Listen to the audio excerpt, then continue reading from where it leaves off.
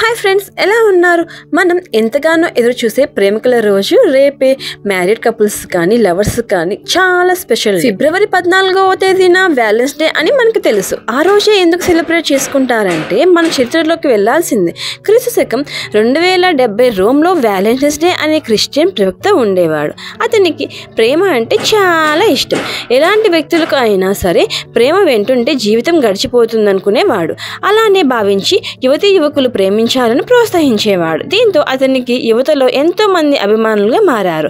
అందులో ప్లాటియస్ కూతురు కూడా ఉంది. ఇదంతా తెలుసుకున్న రోమ్ రాజు ప్లాటియస్ దేశానికి వెలుగునివ్వాలని భావించే యువతను ప్రేమ పేరుతో అల్లాడిస్తావా అంటూ ఫిబ్రవరి 14న మరణశిక్ష విధించాడు. ఇలా జరిగిన తర్వాత 2 దశాబ్దాల తర్వాత అంటే దాదాపు క్రీస్తు శకం 496లో అప్పటి పోప్ ఫిబ్రవరి 14ని ప్రేమికుల రోజుగా ప్రకటించాడు.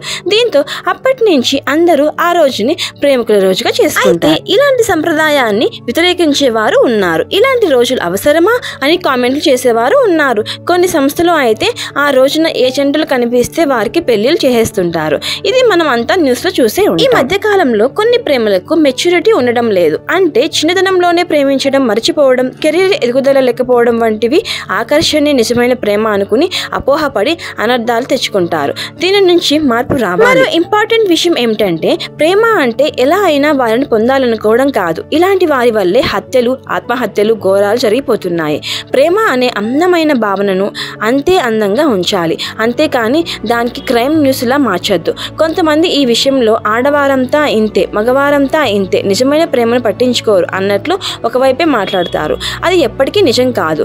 ఇద్దరి మధ్య నిజమైన ప్రేమ ఉంటే ఎలాంటి పరిస్థితుల్లోనైనా వారి సర్దు చెప్పుకొని ఒకటి అవుతారు, పెద్దవారిని ఒప్పిస్తారు. కొన్నిసార్లు ఆ పరిస్థితులు కూడా ఉండవేమో. అలాంటప్పుడు అదే ప్రేమతో ఇద్దరు మాట్లాడుకుని పరిష్కారం చూడాలి, కానీ తొందరపడవద్దు.